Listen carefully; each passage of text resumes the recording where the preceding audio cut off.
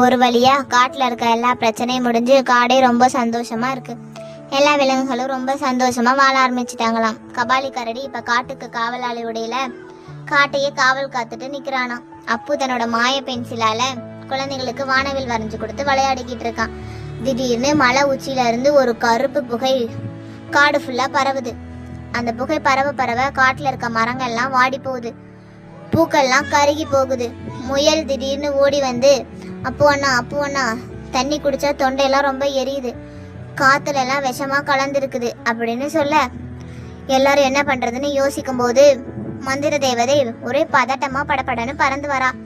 பறந்து வந்து, அப்பு கபாலி என்ன நடந்துட்டு இருக்கு உங்களுக்கு தெரியுமா அப்படின்னு கேட்க, மலை உச்சியில இருக்க இருள் குகை திறந்துடுச்சு, 1000 வருஷத்தோட சாபம், காடே அழிய போகுதுன்னு மந்திர தேவதை ஒரே பதட்டமா சொல்றான்.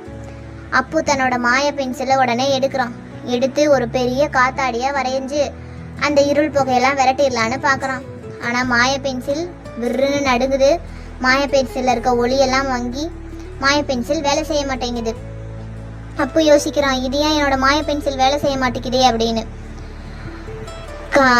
கபாலி கரடி ஈட்டியை எடுக்கிறான்.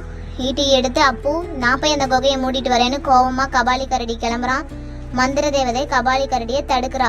வேணாம், அந்த இருள் குகை உன்னையே விளங்கிடும், போகாத அப்படின்னு தடுத்து நிறுத்தினோடனே மந்திர தேவதை ஒரு ஓலைச்சுவடி எடுக்கிறா. அந்த ஓலைச்சுவடி தன்னால திறந்து அந்த ஓலைச்சுவடியில என்ன போட்டிருக்கான், இந்த இருள் குகையை மூடணும்னா நமக்கு சூரிய சக்தி வாய்ந்த ஒரு மந்திர பென்சில் தேவைன்னு போட்டிருக்கு. அப்புக்கிட்ட மந்திர பென்சில் மட்டும்தான் இருக்கு. அந்த மந்திர பென்சிலுக்கு சூரிய சக்தி தேவை. அந்த சூரிய சக்திக்கு என்ன பண்ணணும்னு போட்டிருக்கு. இப்ப ஓலைச்சுவடியில ஒரு மலை தெரியுது. மலை உச்சியில ஒரு நட்சத்திரக்கல் ஒளிருது. அந்த நட்சத்திரக்கல்ல மாய பென்சிலால தொட்டோம்னா மாய பென்சிலுக்கு சூரிய சக்தி கிடைக்கும்னு போட்டிருக்கு. எல்லா விஷயமும் நமக்கு அவ்வளோ ஈஸியா கிடைக்காதே. அப்படியே கீழே பார்க்கும்போது எச்சரிக்கைன்னு போட்டிருக்கு.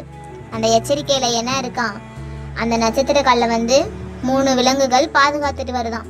பாறை புலி, நெருப்பு கழுகு, பனி ஓநாய், 3 விலங்குகளும் அந்த நட்சத்திரக்கல்ல பாதுகாத்துக்கிட்டு இருக்கான். அதை தாண்டி தான் போய் அந்த நட்சத்திரக்கல்ல மாய பென்சிலால தொடணும். அப்படி தொட்டாதான் மாய பென்சிலுக்கு சூரிய சக்தி கிடைக்குமா.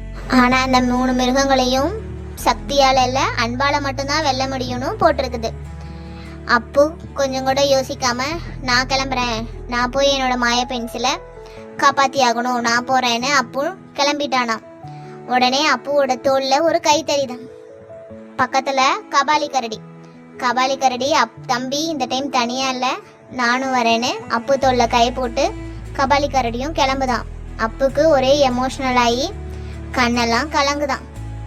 இவங்க போய் என்ன பண்ண போறாங்க, எப்படி மாய பென்சில் சூரிய சக்தி பெற போகுது, எப்படி அந்த 3 விலங்குகளையும் தாண்டி அப்புவும் கபாலியும் எப்படி மாய பென்சிலுக்கு சூரிய சக்தியை கொடுக்க போறாங்க, எப்படி இந்த காட்டை காப்பாற்ற போறாங்கன்னு நாளைக்கு வரைக்கும் வெயிட் பண்ணி பார்க்கலாம். பாய்.